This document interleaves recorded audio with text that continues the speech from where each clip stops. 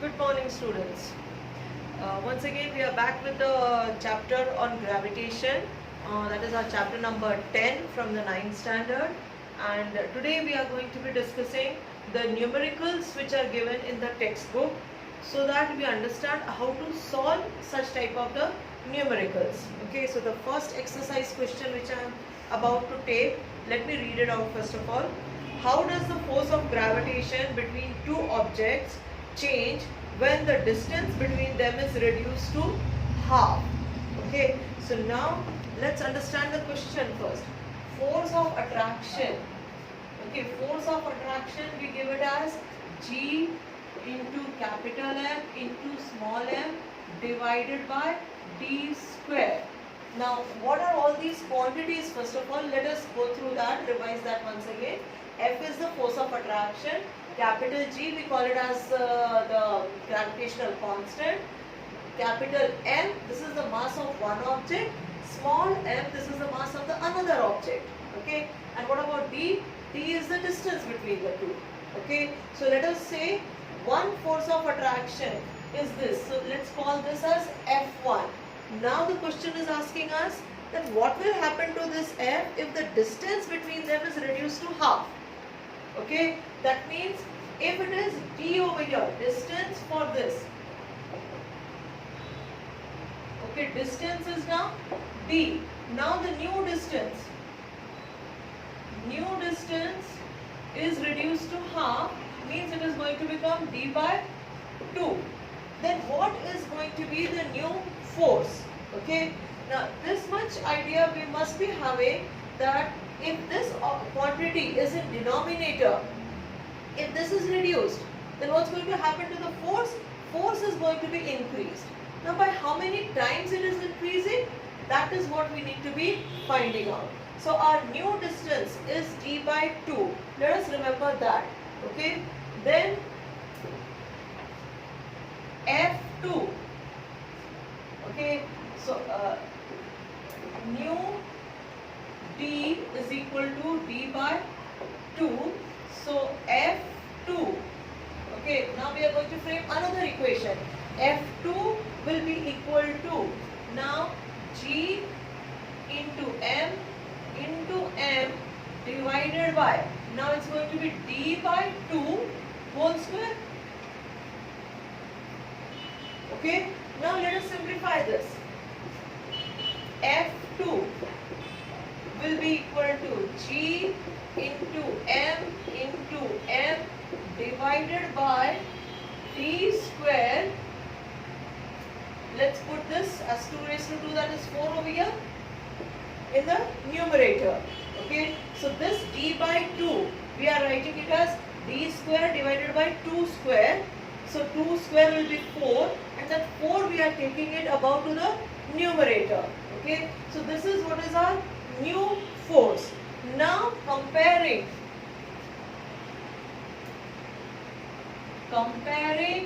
F1 and F2.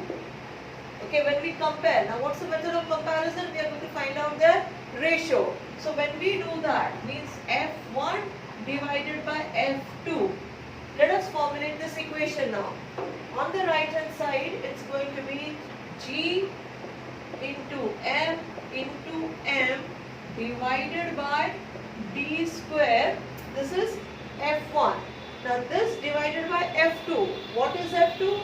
F2 is this. So we can be inversing it, and then we will be able to write it as D square divided by what all? G into M into small m into 4. Okay, so this is going to get inversed over there. So it's going to be D square divided by G into M into 4. So now whatever we can cancel, we are going to cancel it off. Okay, so what are we left behind with? F1 divided by F2 is equal to 1 by 4. Now what does this mean? This means that our F2, okay, if we have to simplify this further, we can say F1 will be 4 will be equal to F2. What does this equation mean for us? That the new force, if we have distance, has been reduced by half. Okay, if D becomes D by 2, means if the distance has been reduced by half, then the force increases how many times? 4 times? Okay, this becomes an answer then. Okay, so what's going to happen to the force? Force is going to be increasing by 4 times, and this was what was expected because D is coming in the denominator. So if any quantity on the right hand side on denominator we are decreasing, on the left hand side the quantity is supposed to be increasing. So by how many times it is increasing? If we are reducing the distance by half, on the left hand side the quantity is going to increase by 4 times. So this is what is the first question. Now we are moving on to another exercise question, that is question number 3. Okay, now this is exercise question number 3 now. Okay, now let us read into what it is exactly saying. Now we have what is the magnitude of the gravitational force. Okay, means we have to find out the gravitational force. So this F needs to be calculated between Earth and a 1 kg object. Okay, that means our M, that is equal to Earth, and we know mass of the Earth, I think so, that is 6 into 10 raised to 24. 6 into 10 raised to 24 kg. This is one object. Then another object is 1 kg object. Okay, so this small m, this is an object on the Earth and its mass is 1 kg. Okay, mass of the Earth has been given, radius of the Earth. Now r, that is equal to 6.4 into 10 raised to 6 meters. Okay, let us apply the formula. This we have been doing it very often. Let us do it one more time. We have to find out F. Okay, so let us just substitute. F will be equal to G into M into small m divided by R square. Simply the radius only we are taking because that object is lying on the Earth. So we take the distance between the two as from the center of the Earth, that is going to be the radius. So now what is our G? G value we know it is the gravitational constant. So this G will be equal to 6.67 into 10 raised to minus 11 into mass of the Earth, 6 into 10 raised to 24. 10 raised to 24 into small m is 1 divided by, what is R square? R square is 6.4 into 10 raised to 6 whole square. Okay, now let us start simplifying this. And children, all these we have to be doing it ourselves. Okay, then only we are be getting that sufficient practice to how to solve such big equations and the numerals. So this will be now 6.67 into 6 into 10 raised to minus 11 into 10 raised to 24 into 1 also let us write it as divided by 6.4 into 6.4 into 10 raised to 6 into 10 raised to 6. Okay, let us simplify this further.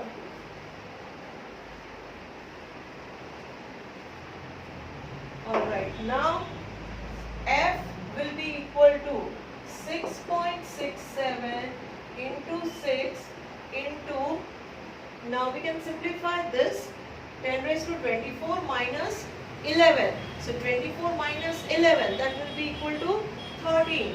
So in the numerator we are having 10 raised to 13. Okay, how we got this 10 raised to 13? The powers are over here going to be getting subtracted, means we have to add the powers. So here it is 24 and here that is minus 11. So 24 minus 11 and 24 minus 11 is going to be 13. So 10 raised to 13. Then in the denominator 6.4 into 6.4 into, we can write it as 10 raised to 12. This 6 and this 6 powers get added, so 10 raised to 12. Now what will be left behind with? Will be left behind with 110. Okay. Then what about the remaining? Decimals can be removed. This is 1 decimal, 2 decimal, 1, 2. So decimals they get removed off.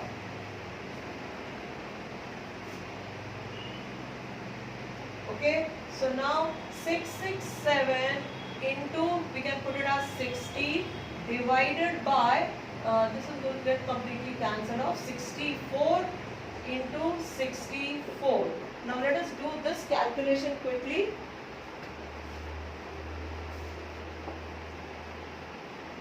Okay, so 667 into 6, 7 6 are 42, 2 carry 4, 6 into 36, 40 carry 4, 6 is 36, 40.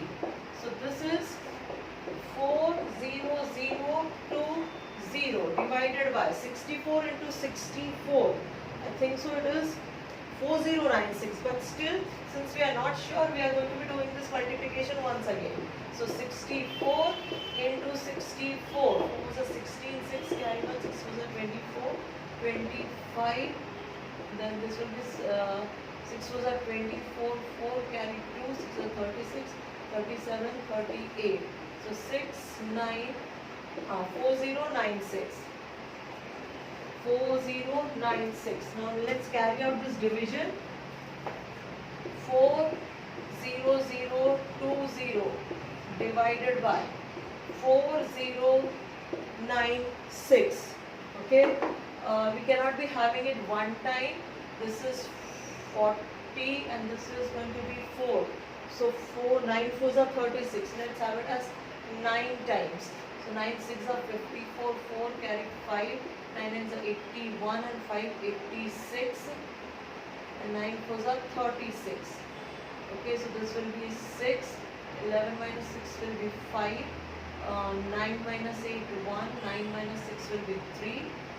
And this will be 0. Okay, and let's put a decimal over here. Put a 0. Bring down this 0. It's going to become 31560. 31560 means 7 4s are 28. So this multiplied by 7. Okay, let us do this first of all. 7 6 are 42, carry 4. 9 7 are 63, 67, 67, 7 4s are 28. Right. So this will be 8. 15 minus 7, 8. 14 minus 6 will be again 8, and then 11 minus 8 will be 3, right, 9.7. So this is what is our answer coming as 9.7. Now the question arises, what should be the unit? Okay, because this is a force that we are supposed to be calculating. So force unit is Newton. So 9.7 Newton, that is the force acting when 1 kg object is there attracted towards the earth. So this is a very small value of the force. Okay, then with that, now the next question that we are going to be doing is the 6th question. Okay, now this 6th question is again interesting. It is again a peculiar one, not involving direct calculations and all. We have to just understand and then carry out our work. So 6th question. Okay, so this is what happens to the force between two objects if mass of one object is doubled. Okay, now there are 3 parts to this. Okay, we are saying mass of 1. Okay, mass is doubled. Doubled of what? Of 1 only. Okay, then what is going to be the F? Okay, so this F we need to be finding out. What is going to happen to F if mass of 1 is getting doubled? Then the second part to this is when the distance between the two objects is doubled or tripled. Okay, distance, that means D is doubled or tripled. Okay, so for both of them, again for this we need to be finding out F. And a third part of the same question is the mass of both the objects are doubled. Okay, mass of both objects. Mass of both. What we are doing to this? We are doubling it up. Okay, then again, what is going to be F? This is what we need to be finding it out. So let us proceed one by one. All of them are a little bit tricky. They will be involving lots of thinking. So let us get ahead with first part first of all. Mass of one is doubled. Okay, there are always going to be two objects with two masses. Okay, so here we are having mass of one. Okay, object 1. Let us say it is capital M. Okay, so over here mass of the second one is doubled. Okay, mass is doubled of one object, means if suppose it is now mass of object 2. Let us say originally it is M, so now it will be 2M. Okay, how we are getting this 2M? M is the original mass. Alright, and here the question is saying that the mass of one object is doubled. So we are assuming that for this object the mass is doubled as 2M. Now we have to find out F. Okay, so F1 will be equal to G into M divided by D square. Then what will be F2? Okay, F2 will be equal to G into, now M is remaining like that only. So M into, now small m has now become 2M. So let us put this as 2M divided by what? D square. Okay, understanding how we are getting this equation? Now again after this, as usual, we are going to be comparing. So on comparing F1 and F2, we are going to get F1 divided by F2 will be equal to G into M divided by D square into, now D square divided by G into M into 2M. Okay, so this is how we'll be able to arrive at certain conclusions now. So now what all we can be cancelling? This and this, GM, GM, and this M and this M will be able to cancel. So what are we left behind with? F1 divided by F2 will be equal to 1 by 2. Okay, or we can be saying F1 will be F2 will be equal to 2F1. What's happening to the force? Force is doubled. Means if the mass of one object is doubled, then the force is also going to get doubled. That is the conclusion. Mass of any one object is doubled. The force is also getting doubled. Okay, this is an important particularly for the multiple choice questions, such type of questions can be coming on. So that is why we need to be slightly remembering them up also. If we are not able to remember, then how to arrive at that conclusion? This is going to be the method. Then let's come to the second part. Now second part is telling us that distance is doubled. First of all, let us assume that distance is doubled. Same logic will be able to apply it for tripled also. So if distance D, let us say it is D initially. Okay, now the new D, it is going to be, if it is doubled, means it is going to become 2D. Okay, now, or the new D, that is going to be 2 times, it is doubled. Okay, now let us substitute again. So F1 as usual, G into M divided by D square. What about F2? F2 will be equal to G into M divided by 2D whole square. Okay, so now this 2D whole square, now F1 divided by F2, means on comparing, we'll be able to have it as G into M divided by D square will be into, now this is going to be 2 into 2, 4D square this is going to be. So this will be 4D square divided by G into M. So this whole lot will be getting cancelled. This and this will be cancelled. What are we left behind with? F1 by F2 is equal to 4. Okay? Or we can say F1 is equal to 4 times F2. Okay? Means if the distance is doubled, if D is doubled, F decreases. Okay, F is supposed to be decreasing. Decreases by how much? By 4 times.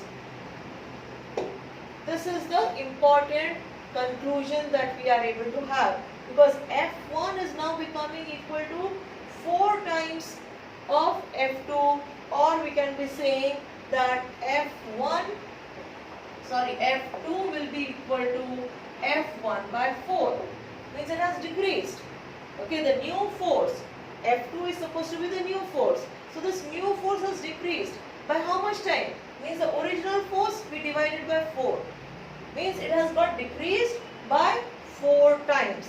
This is again an important, the conclusion that we are supposed to be having, that if D is going to get doubled, and that we are expecting because D is there in the denominator. So if D is doubled, F is supposed to be decreasing. By how much? It is decreasing by 4 times. Now same way, mass of both of them is doubled. Now we are coming to the third part now. Now if third part, we have to understand that, okay, first of all let's talk about the original masses. Okay, original mass of 1, that is capital M. Then original mass of 2, that is the second object, let that be small m. Now new mass of 1, let they are getting doubled, so it is going to become 2m. Then same way, new mass of second object, that will be 2 into small m.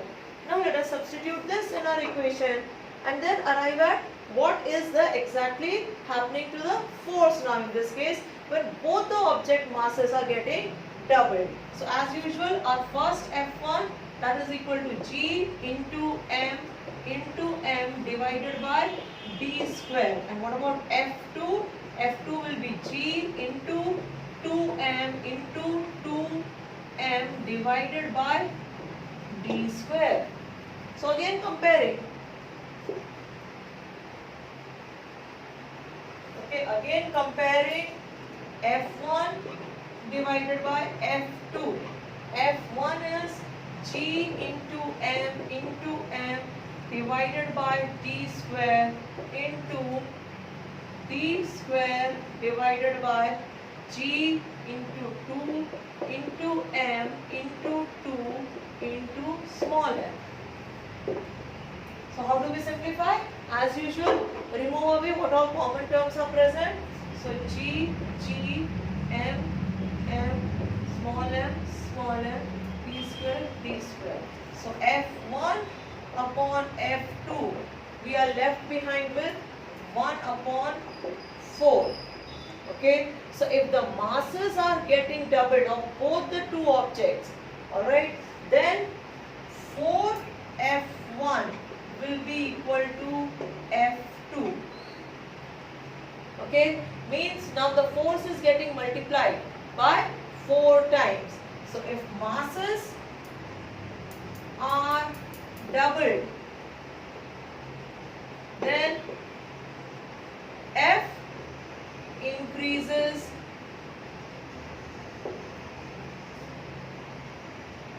four times. Okay, because new F, that is the F2, it is 4 times of F. Alright, so this is what another like sort of numerical and another calculation how we have to be tackling that. Alright, now let us do one more question from this exercise before we stop. That is question number 13. And then remember 14 to 18. Okay, your question number 14 to 18. You are going to be doing that as a part of your homework. Okay, 14 to 18. Question number 14 to 18, you can be doing that as a part of your homework, and then you can be sending it to me also. So let's now tackle question number 13 now.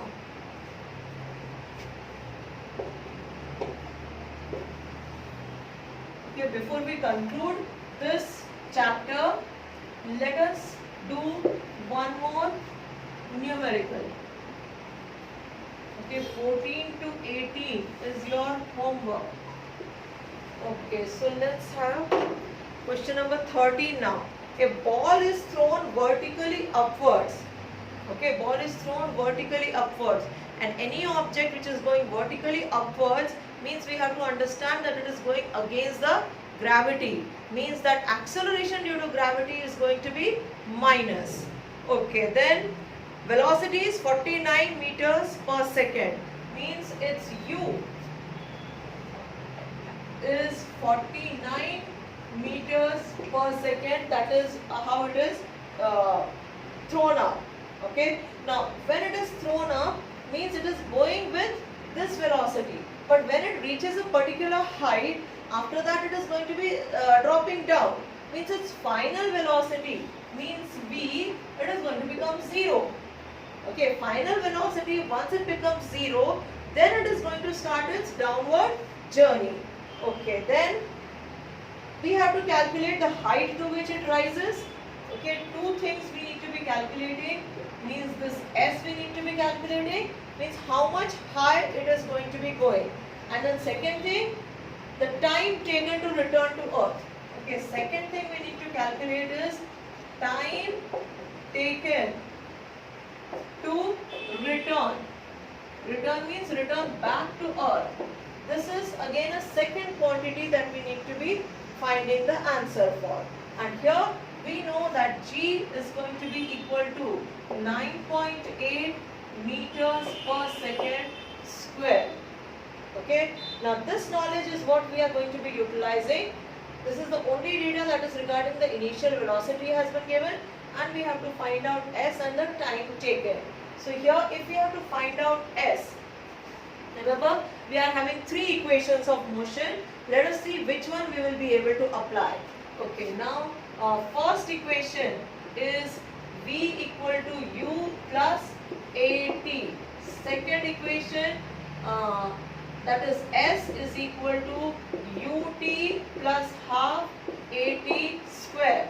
And then third equation is v square equal to u square plus 2as.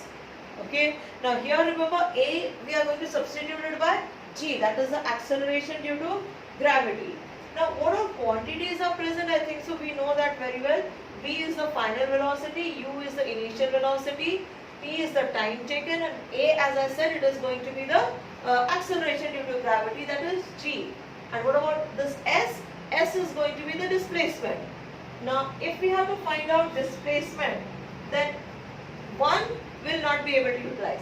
Second and third we may be able to utilize, but again for second we need the time. So this time factor is not there. So the one which we will be able to utilize will be third one. So using third equation, using third equation of motion.